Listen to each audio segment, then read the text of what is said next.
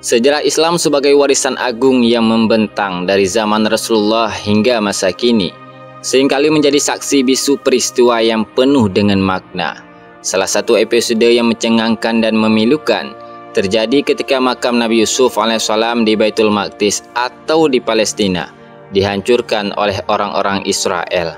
Kejadian ini memang menciptakan gelombang kontroversi dan meninggalkan luka mendalam di hati umat Islam. Pertanyaannya, mengapa orang Yahudi membongkar makam Nabi Yusuf alaihissalam, serta bagaimanakah peristiwanya dan sejarah kehidupan Nabi Yusuf alaihissalam? Simak video ini tuan-tuan sekalian sampai tuntas. Salah satu surat dalam Al-Quran yang Allah Subhanahu wa Ta'ala turunkan adalah surat Yusuf. Surat ini menceritakan sejumlah kisah Nabi Yusuf alaihissalam dari berbagai peristiwa hidup yang pernah dialaminya. Nabi Yusuf alaihissalam merupakan satu dari 12 anak Nabi Yakub, dan Nabi Yusuf adalah satu-satunya putra Nabi Yakub yang memperoleh tugas kenabian dari Allah Subhanahu wa Ta'ala. Bermula dari mimpi yang dialami Nabi Yusuf ketika beliau masih kecil. Di dalam mimpinya, beliau melihat bulan, matahari, dan 11 bintang bersujud kepadanya. Para ulama menafsirkan bahwa bulan dan matahari dalam mimpi Nabi Yusuf mengisyaratkan kedua orang tuanya. Adapun 11 bintang merujuk kepada jumlah saudara Yusuf alaihissalam yang sebanyak 11 orang. Ketika Nabi Yusuf terbangun dari tidurnya, beliau menceritakan mimpinya itu kepada ayahnya, yaitu Nabi Yakub. Maka dari sinilah Yakub alaihissalam mengetahui kalau Nabi Yusuf kelak akan menjadi orang yang berkedudukan tinggi serta punya derajat mulia di dunia dan di akhirat. Sampai-sampai kedua orang tua dan saudara-saudaranya pun akan tunduk kepada beliau. Mendengar mimpinya itu, kemudian Nabi Yakub pun berpesan kepada Yusuf alaihissalam untuk tidak menceritakan mimpi itu kepada 11 saudaranya. Pesan tersebut bermaksud supaya tidak muncul kedengkian di hati saudara-saudara Yusuf alaihissalam hingga mungkin mengantarkan mereka untuk melakukan kejahatan ataupun tipu daya terhadapnya. Melalui surat Yusuf juga, Allah Subhanahu wa Ta'ala juga menceritakan bahwa saudara-saudaranya iri terhadap Yusuf alaihissalam dan saudara kandungnya, yaitu Benyamin. Mereka dengki karena ayah mereka lebih perhatian kepada keduanya dibandingkan yang lain. Saudara-saudaranya beranggapan bahwa mereka lah yang lebih berhak disayang daripada Nabi Yusuf alaihissalam dan Benyamin. Karena kedengkian itu, tuan-tuan sekalian, mereka berencana untuk membunuh Yusuf alaihissalam atau membuangnya ke tempat sangat jauh yang membuatnya tidak mungkin bisa pulang ke rumah. Demikian rencana mereka supaya kasih sayang Nabi Yakub tercurah kepada mereka. Ketika saudara-saudara Yusuf alaihissalam sedang merencanakan tindakan mereka itu, salah satu dari mereka berkata, "Janganlah kalian membunuh Yusuf, tetapi masukkanlah ia ke dasar sumur supaya dipungut oleh beberapa orang musafir." Mendengar pendapat ini, mereka pun akhirnya setuju. Tak lama, mereka pun mendatangi ayah mereka, yaitu Nabi Yakub, untuk meminta izin agar bisa mengajak pergi Nabi Yusuf dengan mereka. Mereka beralasan akan membawa Yusuf alaihissalam hanya untuk bermain saja. Nabi Yakub sebenarnya ragu untuk mengizinkan Yusuf alaihissalam diajak oleh anak-anaknya. Namun mereka terus meyakini Nabi Yakub bahwa mereka akan mengawasi Yusuf dengan sungguh-sungguh. Maka dengan berat hati, akhirnya Nabi Yakub memberikan izin kepada mereka untuk membawa Yusuf alaihissalam pergi. Kala di perjalanan, tuan-tuan sekalian, saudara-saudara Yusuf alaihissalam mulai melancarkan rencana mereka. Mulanya, mereka menghina dan mencaci Yusuf alaihissalam dengan tindakan dan ucapan. Lalu saat melihat sebuah sumur yang cukup jauh dari rumah mereka, mereka pun memasukkan Yusuf alaihissalam ke dalamnya. Setelah berhasil memasukkannya ke dalam sumur, saudara-saudaranya ini mengambil baju Yusuf alaihissalam dan melumurinya dengan darah kambing. Kemudian mereka pulang ke rumah dan menemui Nabi Yakub untuk melaporkan kejadian palsu itu. Mereka bersedih seraya menangis di hadapan ayah mereka dan menjelaskan bahwa Yusuf alaihissalam dimangsa serigala. Lalu mereka memperlihatkan baju Yusuf alaihissalam telah berlumuran darah sebagai pembuktian kepada ayahnya. Sebenarnya tuan-tuan sekalian, Nabi Yakub tidak percaya begitu saja terhadap pengakuan anak-anaknya. Namun Yakub alaihissalam hanya bisa berpasrah dan menyerahkan segalanya kepada Allah Subhanahu wa Ta'ala. Dan singkat cerita, kala saudara-saudaranya telah pergi meninggalkannya, Yusuf alaihissalam duduk di dalam sumur sembari menunggu pertolongan Allah kepadanya. Dan beberapa lama kemudian datanglah para musafir ke sumur yang ada Yusuf di dalamnya. Musafir ini adalah rombongan pedagang dari Syam yang hendak menuju ke Mesir. Saat salah satu dari mereka mengambil air dari sumur dengan mengulurkan tali timba ke dalam, lalu menariknya kembali ke atas, tiba-tiba Yusuf alaihissalam mengelantukkan diri pada tali timba tersebut. Musafir penarik tali timba melihat seorang anak yang tertarik bersama timbanya. Lalu ia merasa senang karena bisa menjadikan sebagai barang dagangan. Mereka pun hendak menjual Yusuf alaihissalam tepatnya sebagai budak ketika telah sampai di Mesir. Maka tibalah tempat tujuan mereka. Para musafir menjual Yusuf alaihissalam dengan harga murah kepada sepasang suami istri. Ternyata yang membeli Yusuf alaihissalam adalah orang yang terkenal dan terhormat. Dikatakan ia adalah seorang menteri dengan jabatan yang tinggi. Suaminya dikenal dengan sebutan Al-Aziz, sementara istrinya dikenal dengan nama Zulaikha. Setelah dibeli oleh sepasang suami istri ini, Yusuf alaihissalam tinggal di rumah mereka dan menjadikan hamba sahaya yang melayani mereka.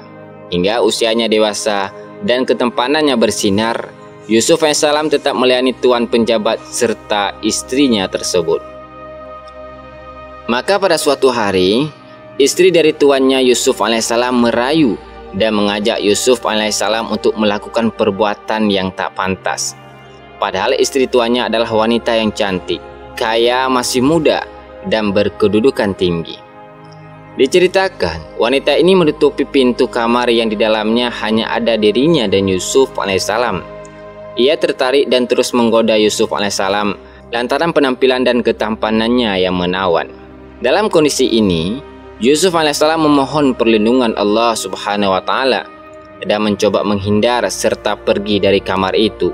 Yusuf alaihissalam kemudian lari menuju pintu untuk menjauh, dan istri tuannya mengejar sambil menarik baju Yusuf alaihissalam dari belakang hingga robek.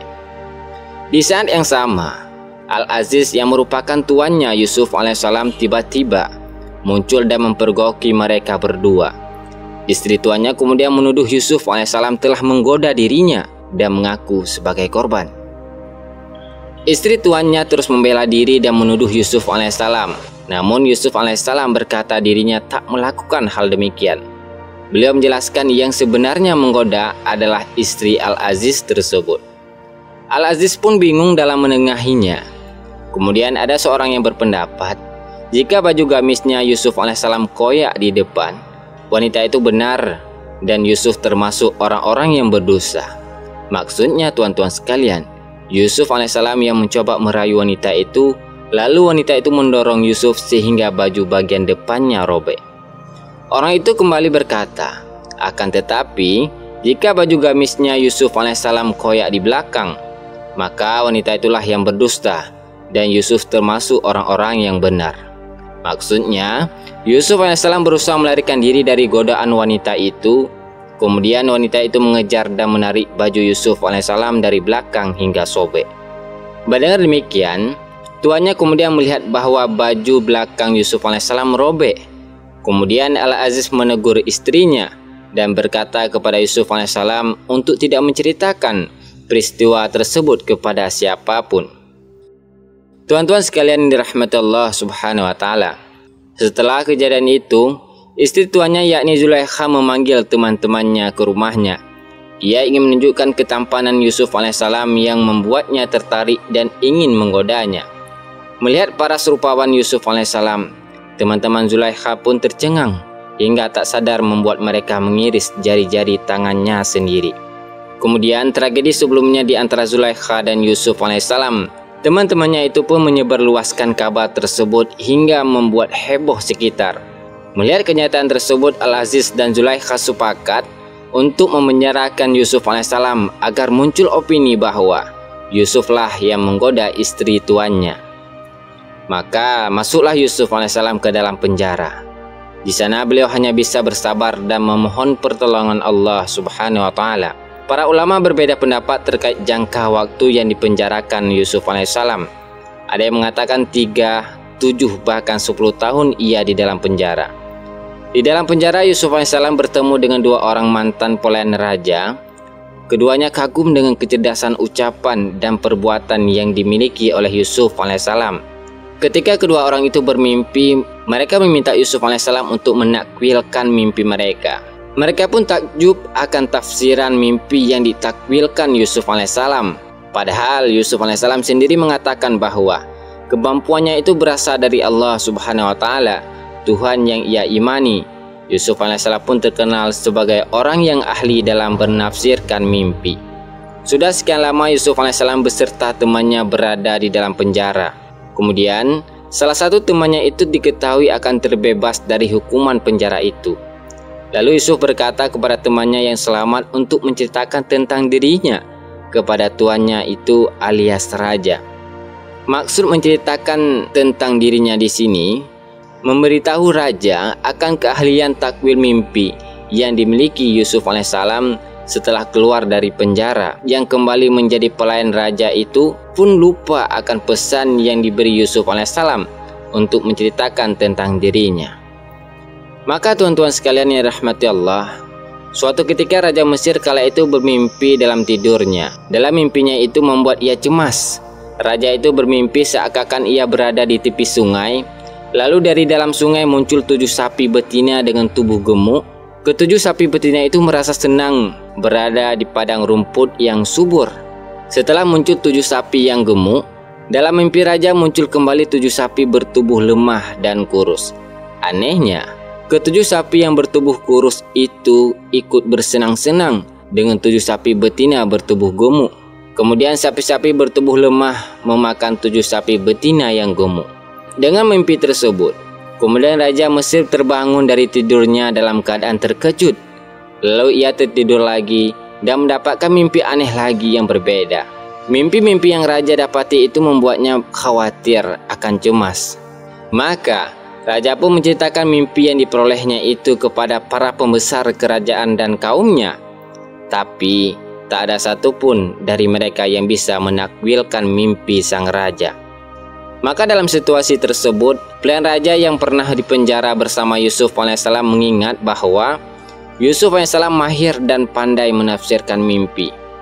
Kemudian ia berkata kepada sang raja dan kaumnya, "Wahai tuan, aku akan memberitakan kepada kalian tentang orang-orang yang pandai menakwilkan mimpi itu. Maka utuslah aku kepadanya," kata pelayan. Maka raja pun membolehkan dan mengutus si pelayan untuk menemui Yusuf alaihissalam di penjara. Setelah itu Yusuf pun dibawa menemui sang raja. Raja Mesir lalu menceritakan mimpinya tentang 7 sapi gemuk dan 7 sapi lemah kepada Yusuf alaihissalam.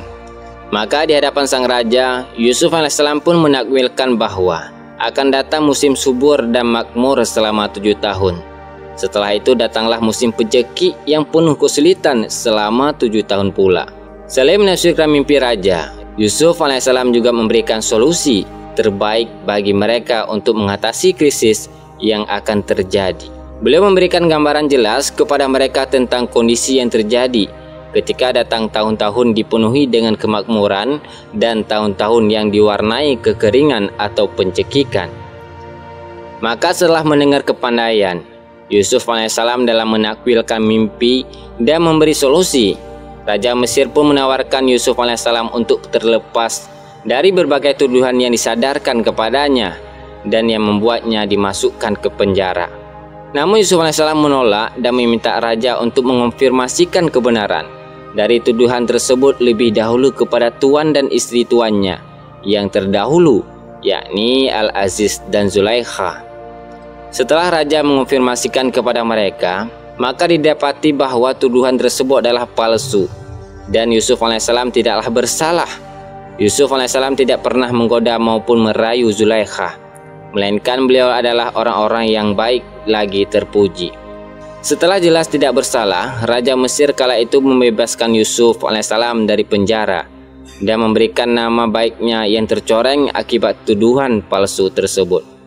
Tuan-tuan sekalian yang dirahmati Allah Subhanahu wa Ta'ala, setelah bebas dari penjara, Raja Mesir berkata kepada Yusuf alaihissalam, "Sesungguhnya kamu mulai hari ini akan menjadi orang-orang yang berkedudukan tinggi dan dipercayai di sisi kami." Yusuf alaihissalam pun berkata kepada sang raja, "Jadikan aku bendahara negara Mesir. Sesungguhnya aku adalah orang-orang yang pandai menjaga dan berpengetahuan," kata Yusuf alaihissalam. Maka raja pun memberikan kekuasaan tersebut kepada Yusuf dan percaya bahwa ia akan menjaga amanah yang dibebankan kepadanya. Setelah menjadi orang-orang yang berkedudukan tinggi, Yusuf alaihissalam pun menikah dengan Zulaikha karena tuan terdahulunya itu meninggal dunia dan Zulaikha telah kembali menjadi wanita yang bermartabat. Dikatakan bahwa Zulaikha juga masih saudara dengan Raja Mesir. Dengan itu, maka Raja Mesir pun mempercayakan jalannya pemerintahan kerajaan Mesir kepada Yusuf alaihissalam. Sudah beberapa lama Yusuf alaihissalam memerintah dan kala Mesir dilanda pencekik, 10 saudara Yusuf alaihissalam yang dahulu membuangnya ke dalam sumur datang ke istana untuk menukar bahan makanan. Saudara-saudaranya itu tidak mengenali Yusuf alaihissalam yang telah menjadi penguasa Mesir tersebut karena telah berpisah puluhan tahun. Namun ketika mereka memasuki istana, Yusuf alaihissalam mengenali mereka. Mereka menjelaskan maksud kedatangan mereka, yakni untuk menukar bahan makanan kepada Yusuf. Karena terjadi musim pencekik, mereka juga menerangkan keadaan keluarga hingga jumlah anggota keluarga mereka. Yusuf alaihissalam pun memberikan bahan makanan kepada mereka. Tapi Yusuf alaihissalam menyadari bahwa saudara kandungnya yaitu Banyamin tidak datang bersama mereka. Kemudian Yusuf alaihissalam meminta mereka untuk kembali ke istana dengan membawa satu saudaranya yang tidak bisa ikut di kala itu. Kisah Nabi Yusuf alaihissalam bertemu kembali dengan keluarganya. Kembalilah saudara-saudara Yusuf alaihissalam ke kampung halamannya dan menceritakan kepada ayah mereka yaitu Nabi Yakub bahwa penguasa Mesir ingin bertemu dengan saudara mereka yaitu Banyamin. Mereka juga menyadari bahwa penguasa Mesir tersebut memberi jatah kepada mereka dan bukan barter bahan makanan yang telah mereka tawarkan. Sehingga mereka berkata kepada Nabi Yakub untuk mengizinkan Banyamin ikut ke istana kerajaan supaya bisa mendapatkan jatah makanan lagi. Dengan segala penjelasan dan janji teguh yang dibuat anak-anak Nabi Yakub terhadapnya, kemudian Nabi Yakub pun mengizinkan anak-anaknya untuk membawa Banyamin kepada penguasa Mesir kala itu, yakni Nabi Yusuf alaihissalam. Maka dibawalah Banyamin untuk bertemu Yusuf alaihissalam. Saudara-saudaranya yang lain pun membawa barang-barang yang akan ditukarkan dengan bahan makanan. Setelah mereka sampai di istana untuk berdiskusi terkait penukaran barang, Yusuf alaihissalam bertemu dengan Banyamin lalu ia mengungkapkan identitas aslinya. Penguasa Mesir tiba-tiba mengungkapkan bahwa dirinya adalah Yusuf alaihissalam. Saudara-saudara Yusuf alaihissalam keheranan, tapi Yusuf alaihissalam menegaskan, "Akulah Yusuf dan ini saudaraku Banyamin." Setelah mengetahui bahwa penguasa Mesir adalah Yusuf, lalu Yusuf memerintahkan kepada saudara-saudaranya untuk membawa baju yang ia kala itu beliau pakai kepada ayahnya, yaitu Nabi Yakub. Maka Yusuf pun juga memerintahkan agar sang ayah, yaitu Nabi Yakub beserta keluarga yang lain untuk dibawa ke Mesir supaya bisa bertemu dengannya. Demikian Nabi Yakub bersama keluarganya datang ke Mesir untuk menemui dan berkumpul kembali dengan Yusuf setelah berpuluhan tahun terpisah. Ada ulama yang mengatakan bahwa Yusuf alaihissalam dan Nabi Yakub berpisah selama 35 tahun. Ada juga yang menyebutkan bahwa mereka berpisah selama 83 tahun.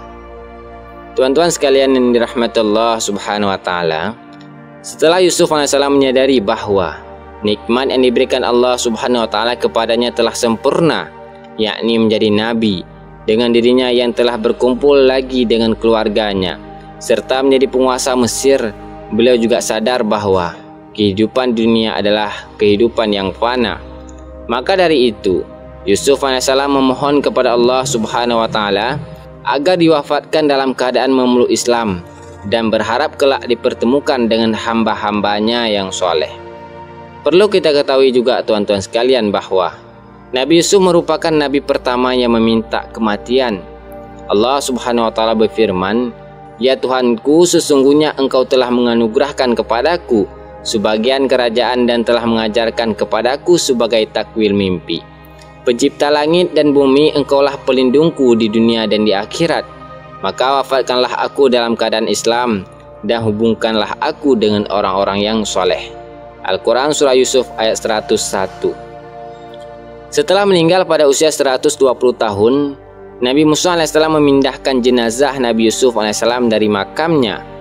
Mengenai tempat di makamnya Nabi Yusuf, Rasulullah SAW pernah menyebutkan dalam sebuah hadis yang sahih bahwa pernah suatu hari Nabi Musa AS hendak ingin keluar dari Mesir, mengeluarkan jenazah Nabi Yusuf dari makam di dalam air, kemudian membawanya ke Baitul Maqdis.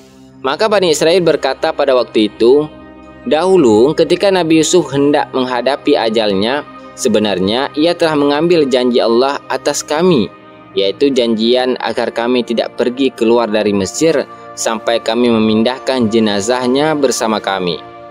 Mendengar hal itu, Nabi Musa bertanya, siapa di antara kalian yang mengetahui makam Nabi Yusuf? Lalu mereka menjawab, yang tahu makam beliau hanyalah seorang wanita tua dari Bani Israel. Kemudian Nabi Musa meminta wanita tua itu untuk dihadirkan, dan ketika sudah bertemu dengan wanita tua itu, maka ditunjukkanlah kepadaku di manakah makam Nabi Yusuf. Lalu wanita tua itu segera mengajak Nabi Musa ke sebuah danau dan berkata, kuraslah air di danau ini. Maka Bani Israel pun menguras air itu, dan ketika airnya telah surut, ia berkata, galilah disinilah dan keluarkanlah jenazah Nabi Yusuf alaihissalam. Setelah menemukan jenazah Nabi Yusuf alaihissalam, maka diangkatlah dari tanah, dan seketika itulah jalanan langsung terlihat terang seperti siang hari, lalu membawa mayat Nabi Yusuf alaihissalam ke Palestina. Ada seorang ulama dalam kitab tafsirnya menjelaskan bahwa saat Nabi Yusuf wafat, jenazahnya dimasukkan dalam sebuah peti yang terbuat dari batu marmer dan dimakamkan di tengah sungai Nil. Alasannya adalah karena ketika ia meninggal, rakyat Mesir saling merebut untuk membawa manusia mulia ini ke wilayah mereka masing-masing agar mendapatkan keberkahan, dan akhirnya diputuslah untuk dimakamkan di sungai Nil. Karena aliran sungai tersebut melintasi ke berbagai tempat dan berkahnya akan dirasakan secara merata. Wallahu a'lam bishawab. Assalamualaikum warahmatullahi wabarakatuh.